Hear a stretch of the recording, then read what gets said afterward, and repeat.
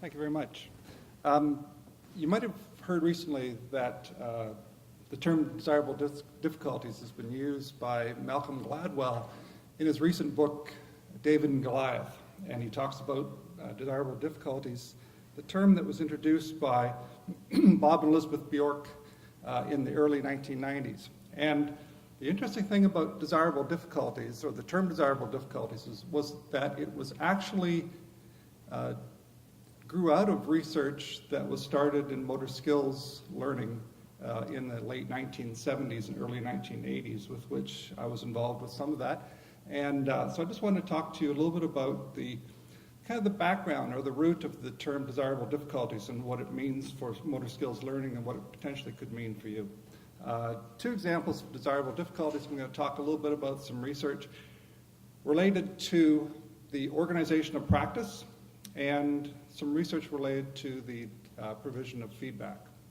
Related to organization of practice,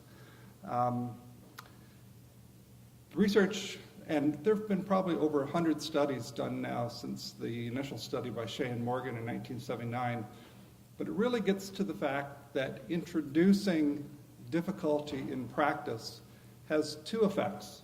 One, that it engages the learner in effortful types of behavior, and as a result of that, the effortful behavior, the introduction of difficulty, has the effect of reducing performance or degrading performance.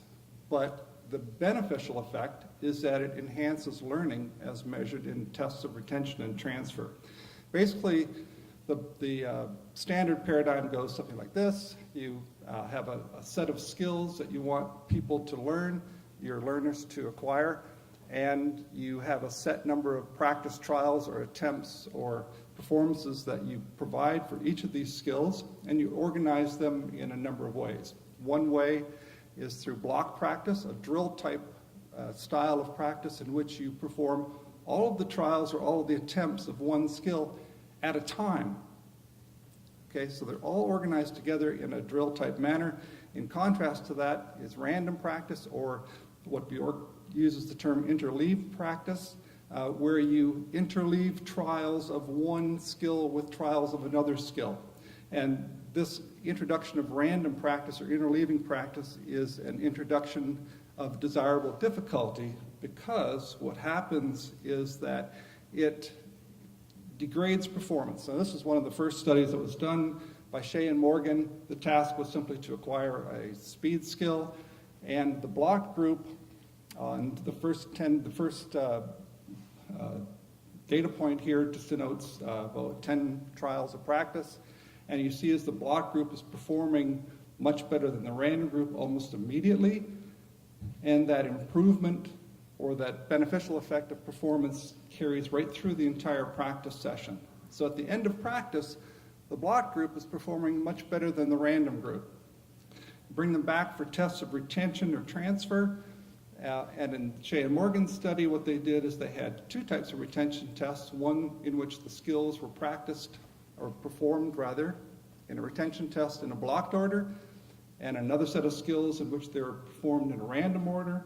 You ask them to do that, and what you see in the block group is all of a sudden now the random group is performing better than the block group, and in the random retention test, the random group is performing much better than the block group. So both tests of retention result in beneficial effects for random practice. So the introduction of this difficulty or additional difficulty through the organization of practice in this interleaved manner during performance, even though it tended to degrade performance, had a beneficial effect on learning. And a number of different reasons for that. And I just noticed when I was reviewing my slide here that I didn't have enough desirable difficulty in putting this slide together because I spelled temporarily wrong. But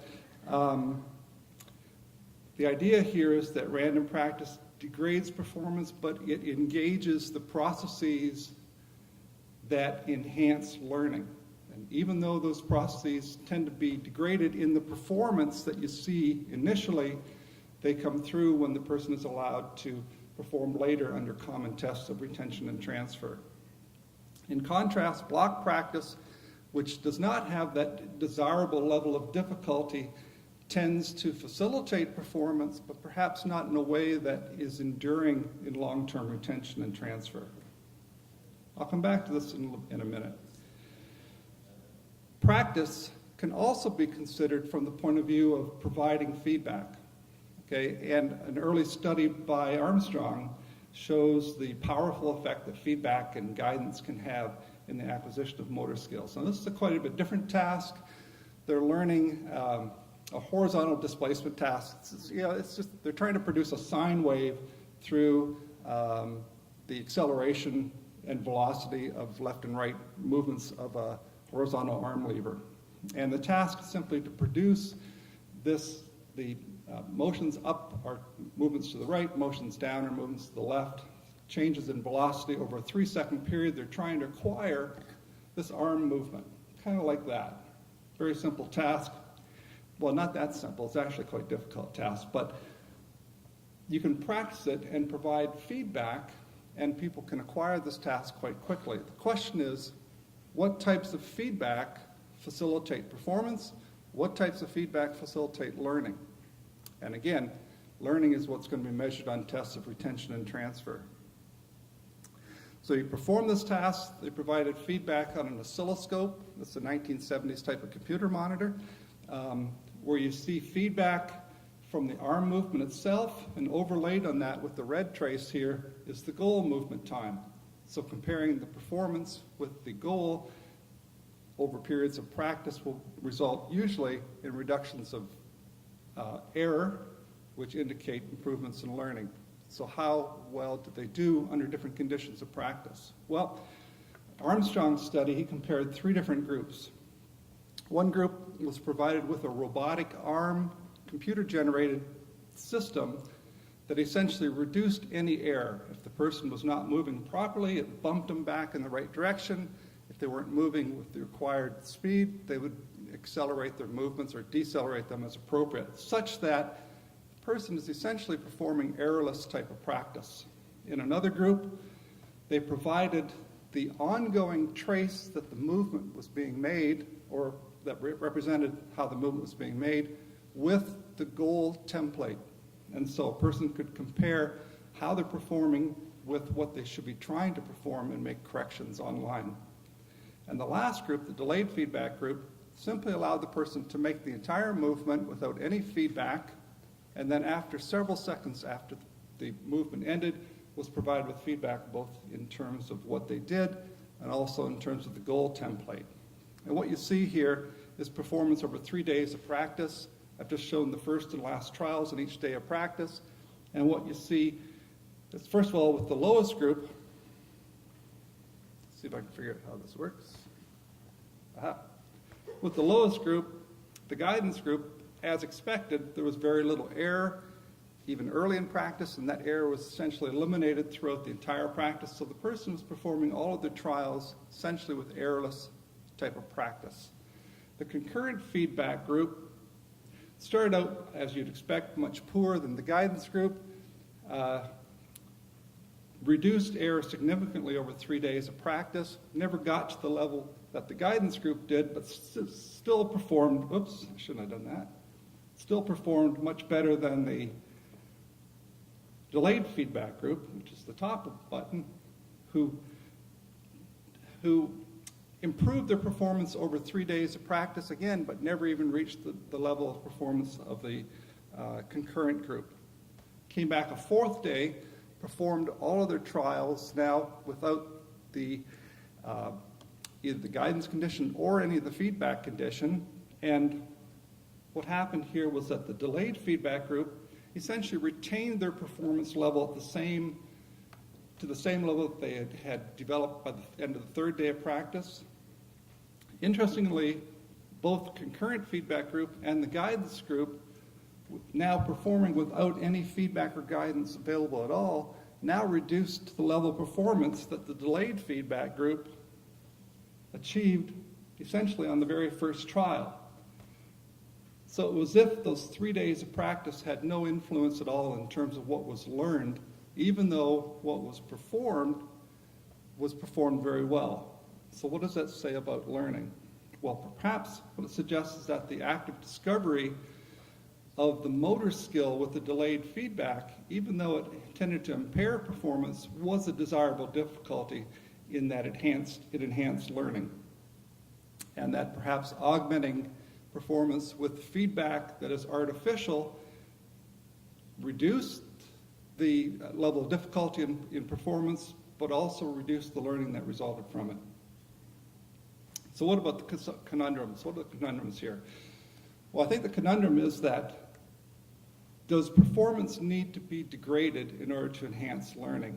And perhaps in reality, using these types of practice conditions in activities of daily living and learning of real skills, conditions that are too difficult may have undesirable influences on motivation and desires to learn. Difficult types of practice, what you see is that this win, switch, lose, repeat group performs as well as block practice during acquisition trials, performs as well as random practice in the retention and transfer trials. So it is a type of practice condition that facilitates performance and learning. I'm going to skip the pilot study. There was just a pilot study done in physical therapy here a couple of years ago by Jeremy Griffiths that looked at stroke rehab and provided desirable difficulties to stroke patients in that they asked them to challenge themselves through different types of activities, 3 different groups, pilot study, low end, unfortunately. But the point here was that they were asked to challenge themselves through their rehab, both rehab in clinic and also in a 4-week follow-up period, and found that the group that challenged themselves and also had therapists set challenges showed more improvement in the stroke arm and hand activity inventory than a control group of exercise. And what I think is most interesting was that in a follow-up period of home exercise or home therapeutic activities, those groups that were challenged in therapy continued to engage in more therapy at home than the group that wasn't challenged, or the 2 groups that were challenged continued more so than the group that wasn't challenged. So it has a beneficial effect perhaps on motivation to improve as well. So lastly, just a notion of what the effect of adding difficulty to the learning environment might have. Well, might have desirable effects, for example, maximizing long-term retention, facilitating transfer to new situations, and also developing skills that tend to hold up under stressful situations.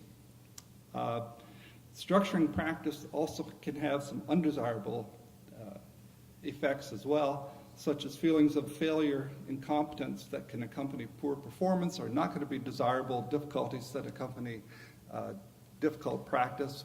But in contrast to incompetence, there's also, and this is one of Bob Bjork's major contributions, I think, is this notion of illusions of competence. When you have conditions of practice that are not difficult enough, you sometimes think that you are doing better than you really are. And when you get out into a real world, what we call a transfer situation, all of a sudden you're surprised at how poorly you're doing relative to how well you thought you had done. Mo told me here that a lot of the people here in this room may play golf, and I think that that's a great activity to compare this to.